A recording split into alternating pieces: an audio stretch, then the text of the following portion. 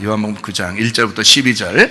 예수께서 길을 가실 때에 날 때부터 맹인된 사람을 보신지라. 제자들이 물어 이르되 랍비여, 이 사람이 맹인으로 난 것이 누구의 죄로 인함이니까? 자기 죄니까 그의 부모니까? 예수께서 대답하시되 이 사람이나 그 부모의 죄로 인한 것이 아니라 그에게서 하나님이 하시는 일을 나타내고자 하심이라.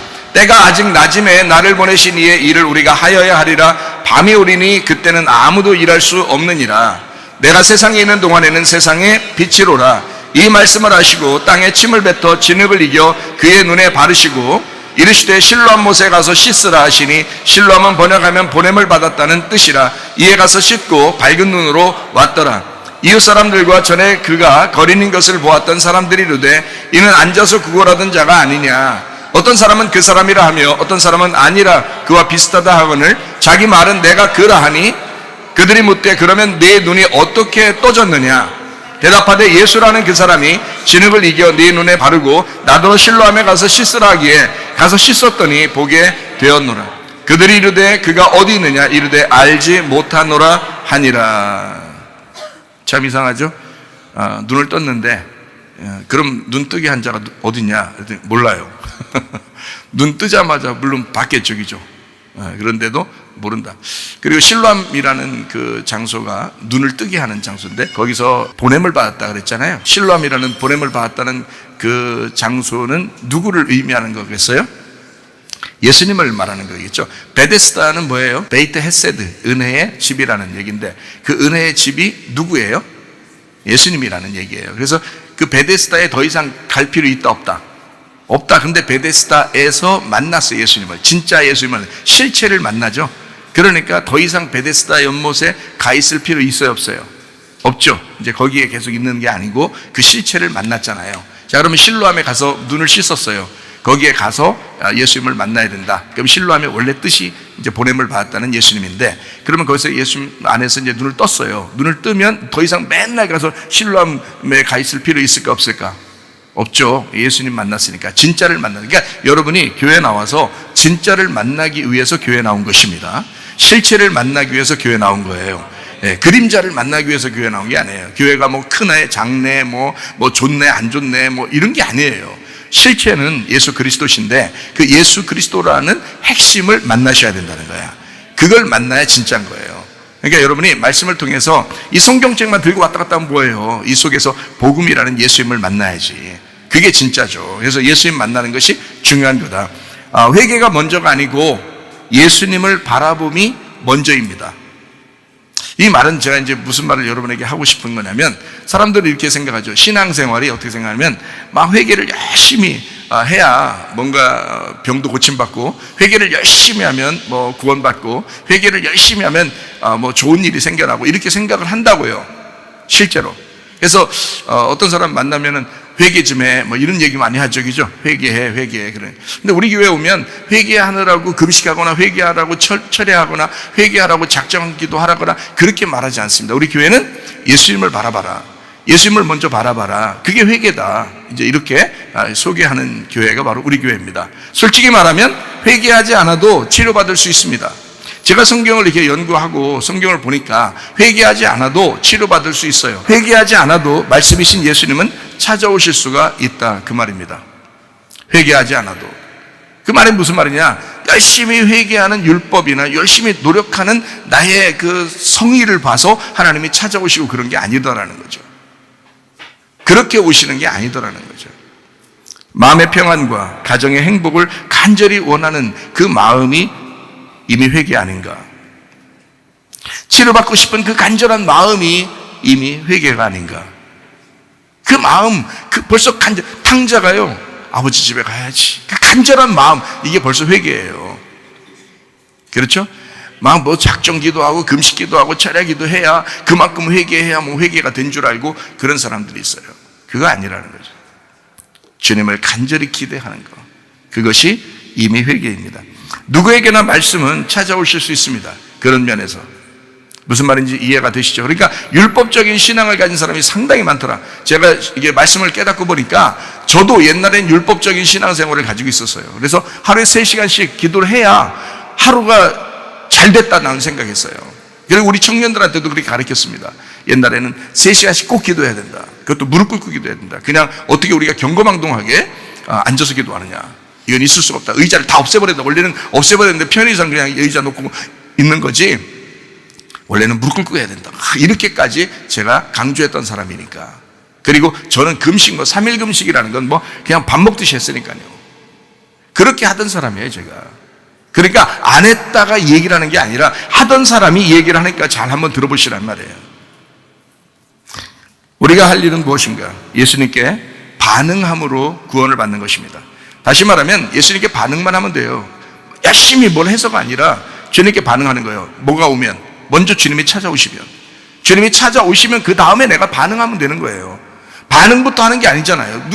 선물을 먼저 주셔야 거기에 대해 감사합니다 하는 거죠. 감사합니다면 구원이에요. 그게 선물이라는 예수님 우리에게 주신다는 거예요. 주시는 건 주님의 목적이고 주님의 일이지 내 일이 아니라고요. 그 은혜라는 건 그래서 그냥 오는 거란 말이에요. 선물이란 말이에요. 구원이라는 건 선물이에요. 사랑이라는 건 선물이에요. 치료라는 것도 선물입니다. 그게 먼저 오면 그 다음에 감사합니다. 그럼 그게 구원이라고요. 그게 그 반응이란 말이에요. 반응 안 하고 그냥 돌아가면 치료만 받았겠죠. 구원 받은 게 아니라.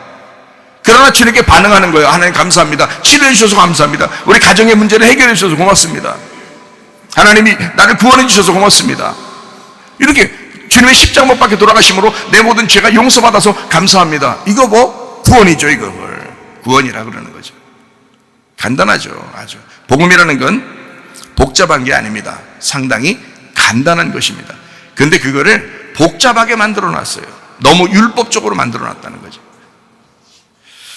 아가페 사랑을 필레오로 받아들임으로써 주님과 연합하는 것입니다. 그래서 아가페 사랑은 다 오죠. 그러나 필레오 사랑으로 반응을 일으킬 때, 그때 그 사랑이 우리에게 들어오는 것입니다.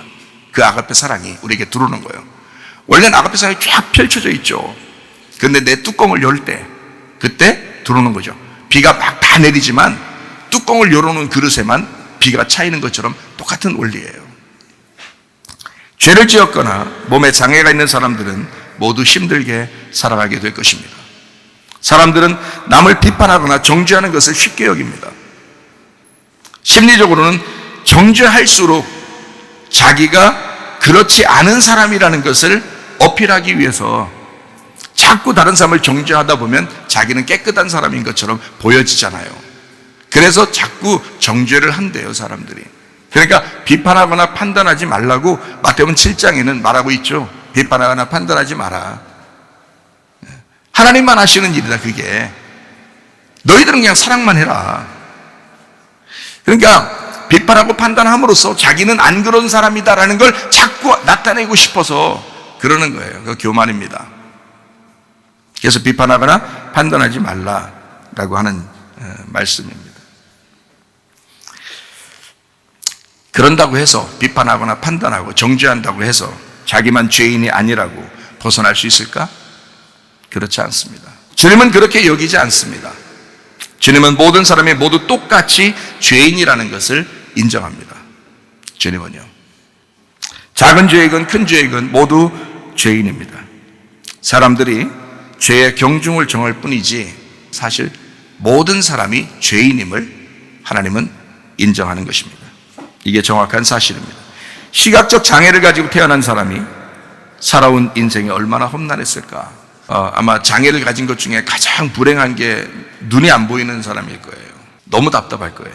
너무 어둠이고. 제가 눈 어두운 분들 이렇게 시각적 장애를 가지신 분들을 학교에 가서 봉사한 적이 있었거든요.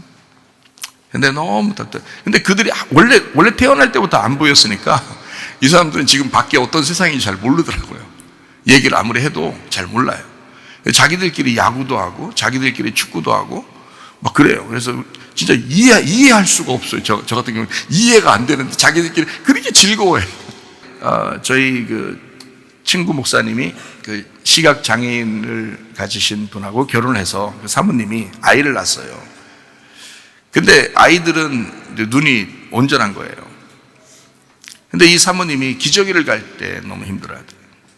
제가 이제 사모님 만나가지고 어떻게 애기 키우기 쉽지 않죠. 그러니까 그렇다고. 뭐가 가장 힘들어요? 그러니까 밥 먹일 때 하고 남편은 이제 나가서 목사님들이 밖에 나가서 일을 하는데 밥 먹일 때하고 기저귀 갈 때가 그렇게 힘들더라고요. 그래요. 애가 이제 걷고 뛰니까 잡을 수가 없대요. 얼마나 안타깝겠어요. 그래서 제가 그랬죠. 여기 봉사하시는 분 항상 같이 옆에 두고 함께 하라고. 혼자 하기 힘드니까 그렇게 얘기한 적이 있습니다. 우리는 모두 시각적 장애를 가지고 살아갑니다. 성경은 분명히 우리에게 말씀합니다. 보지 못하는 자들은 보게 하고 보는 자들은 맹인이 되게 하려 함이니라. 요한복음 9장 39절의 말씀입니다. 예수께서 이르시되 내가 심판하러 이 세상에 왔으니 보지 못하는 자들은 보게 하고 보는 자들은 맹인이 되게 하려 함이라 하시니. 말씀이죠. 하나님 말씀입니다. 주님은 먼저 눈을 뜨게 하고 자신을 알게 하십니다. 제 순서를 바꿨어요. 여러분이 주님을 먼저 많이 알아야 눈을 뜬다는 것을 바꿔서 눈을 먼저 주님은 뜨게 하시고 그 다음에 주님을 알게 해주신다. 이렇게 말을 바꿔놓았어요. 너희가 나를 많이 알고 있어야 내가 치료해 줄 거야. 너희가 나를 많이 알고 있어야 가정의 문제를 해결해 줄 거야. 너희가 나를 많이 알고 있어야 구원해 줄 거야. 이렇게 주님 말씀하지 않습니다. 네가 나를 몰라도 난 너를 치료할 수 있다. 네가 나를 잘 몰라도 나는 너희의 가정을 해결해 줄 수가 있다. 너희가 나를 잘 몰라도 나는 너를 구원해 줄 수 있다. 이것이 주님의 마음입니다. 제가 요한복음 9장을 이렇게 여러분에게 같이 전하면서 이 사실을 자세하게 설명을 해드리려고 하는 것입니다. 더 나아가서 너희가 맹인이 되었더라면 죄가 없으려니와 본다고 하니까 너희 죄가 그대로 있느니라. 요한복음 9장 41절에 말씀하고 있습니다. 오히려 그냥 보는 사람은 안 보이게 하고 안 보이는 사람은 보게 한다, 이런 정도가 아니라 더 나아가서 죄가 있다 없다. 너희가 본다고 그러면 죄가 그대로 있고 너 못 본다고 그러면 죄가 없는 거다. 이렇게까지 말씀하시는 거죠. 굉장한 얘기입니다. 완전히 이 세상 사람들의 이야기하고 완전 반대 이야기를 하고 있는 것입니다. 그렇죠?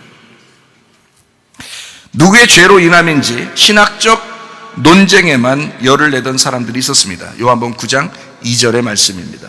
제자들이 물어 이르되 라삐여 이 사람이 맹인으로 난 것이 누구의 죄로 인함이니까 자기니까 그의 부모니까. 원래 이렇게 가르침을 받았어요. 율법적으로는 이렇게 가르침을 받았기 때문에 누구 죄 때문에 이 사람이 이렇게 맹인이 됐구나 라고 생각을 하게 된 겁니다. 그건 신학적 문쟁이죠. 빛을 가장 간절히 찾으면서 기다리던 사람에게 그의 영혼을 사랑하는 마음은 없었던 잔인한 사람들이었습니다. 주님의 접근법은 완전히 달랐습니다.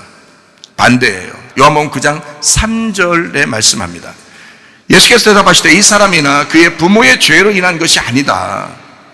그에게서 하나님이 하시는 일을 나타내고자 합니다.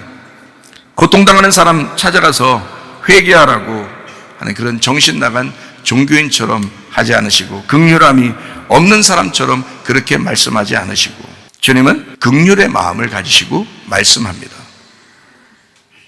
긍휼함이 없는 마음으로 바라보면 고통만 더 안겨줄 뿐입니다. 진짜 여러분 아픈 사람 찾아가서 죄 때문에 그래 너 이런 식으로 몇 번 얘기하면요 굉장히 고통스럽습니다. 그렇지 않아도 자기 속에 죄 때문에 그런 것 같은데, 자기 속에 뭔가 걸려있는 게 있어서 그런 것 같은데 그렇지 않아도, 근데 자꾸 그런 말을 하면 더 괴롭죠. 근데 주님의 접근법이 완전히 반대죠. 긍휼의 마음으로 몸을 치료하실 뿐만 아니라 영혼까지 만져주시는 그런 하나님이셨습니다. 우리를 위로하시는 그 자리에 여전히 거기 계신 그 주님, 탕자가 돌아올 때 아버지는 그 자리에 계속 있었단 말이에요. 그 긍휼의 아버지, 그 긍휼의 주님, 오래전부터 기다렸지만 그토록 기다린 그리스도를 알아보지도 못하고 여전히 묻고 있는 자들도 있습니다. 요한복음 8장 25절의 말씀입니다. 그들이 말하되 네가 누구냐? 예수께서 이르시되 나는 처음부터 너희에게 말하여 온 자니라. 너는 누구냐? 인정하고 싶지도 않은 마음에서 나오는 비틀어진 질문입니다. 그냥 질문하는 거예요. 너는 누구냐? 뭐 믿고 싶어서 물어보는 게 아닙니다. 여러분, 눈을 뜬 맹인은 또 어떻습니까? 예수라는 분이 눈을 뜨게 했다는 것을 알고 전했지만 정작 그 예수님을 아직 잘 알지 못하는 사람이었습니다.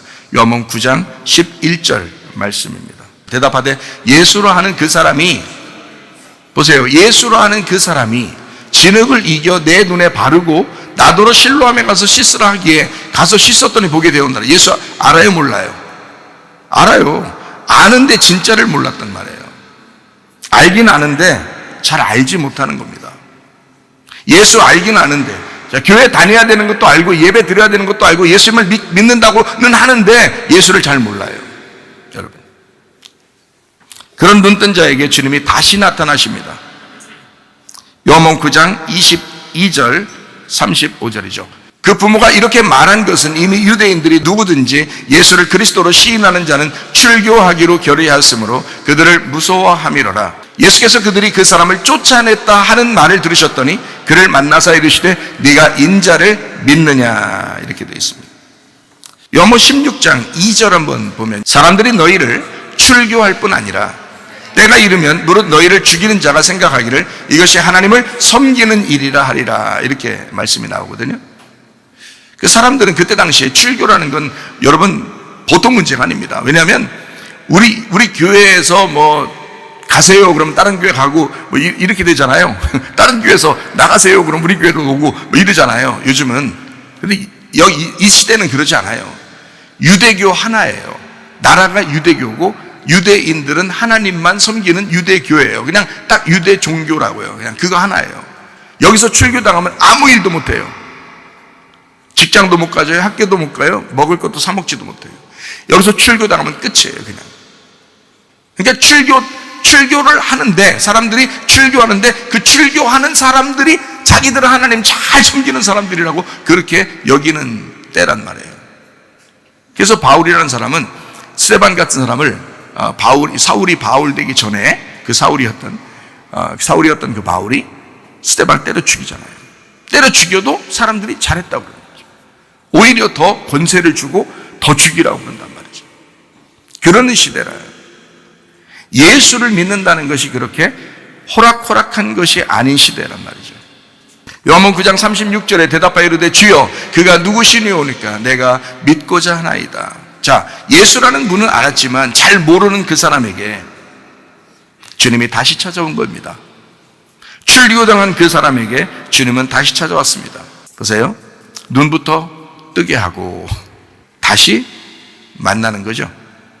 눈부터 뜨게 하고, 야, 회개 열심히 해, 내가 너 눈 뜨게 해줄게, 이렇게 하지 않았어요. 눈부터 뜨게 하고, 다시 말하면 치료부터 하고 그 말씀이신 주님을 알게 하신다는 거죠. 그렇죠? 다시 만나서 네가 어떻게 나를 믿겠느냐? 예, 제가 믿겠습니다. 보세요. 아담을 창조하실 때 생기부터 집어넣어줘요. 흙으로 몸을 만들어요. 흙으로 몸을 먼저 만들고 그 다음에 생기를 불어넣어주죠. 생기부터 내려놓고 흙으로 이렇게 다시 만드는 그렇지 않잖아요. 예. 몸을 먼저 치료하고 그 다음에 영혼을 구원하신다는 거죠. 그렇죠? 광야의 만나도 마찬가지죠. 야, 너희들 말이야, 생명의 떡을 잘 알아야 내가 만나를 내려줄 거야, 그러지 않죠. 생명의 떡이 누군지도 모르는데 그냥 막 내려줘요, 광야에 간 사람들에게. 그죠? 40년을 무려 매일마다 내려줍니다. 그 사람들이 무슨 생명의 떡이 뭔지를 알았겠어요? 예수가 누군지를 알았겠죠? 잘 모른다고. 예수가 아직 오시기 전이니까 잘 모르는데도 그냥 내렸다 계속 만나를, 광야의 만나를 먼저 내려주신다고요. 먹고 살아야 되니까. 여러분의 먹는 거, 입는 거, 여러분의 그 질병에 관한 문제, 또 가정의 문제들, 그런 문제들을 하나님께서 왜 모르실까? 먼저 아신다 이 말이에요. 그걸 먼저 해결해 주기를 원하시죠, 당연히. 광야의 만나를 그 사람들이 믿음이 좋았기 때문에, 믿음 때문에 만나를 내리는 게 아니에요. 믿음 없는데 그냥 만나부터 내려주는 거예요. 이해가 되십니까? 몸부터 만들어 놓고 생기를 주는 거라고요, 여러분. 몸을 먼저 관심을 하나님이 가져주시고 그 다음에 영혼을 챙기시는 하나님이시라고요. 이게 하나님의 사랑이라는 겁니다. 그러니까 사람들, 너희들 내가 관심 하나도 없어, 너희들 영혼의 구원만 받으면 돼, 이렇게는 안 하신단 말입니다. 하나님이 잘 아셔야 된다고, 이걸 좀 이해하셔야 된다고. 성경을, 율법을 먼저 주고 그 다음에 그 안에서 복음을 깨닫게 하시죠. 표적을 먼저 보여주고 그 다음에 그 안에서 복음을 깨닫게 하신다.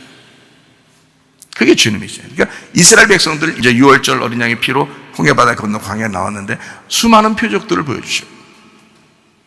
그러면서 주님이 늘 너희와 함께 하고 있다라는 걸 알려주시죠. 그리고 그 속에 있는 의미, 그 뜻, 내용, 그것을 이제 말씀을 통해서 깨닫게 해주시죠. 맹인은 날 때부터 세상과 분리된 사람이었습니다. 이제 그의 신학도, 그의 교리도 그 사람과 분리되어야 합니다. 쫓아냈다 하는 말을 들으신 예수님이 찾아오십니다. 이거 굉장히 중요한 거예요.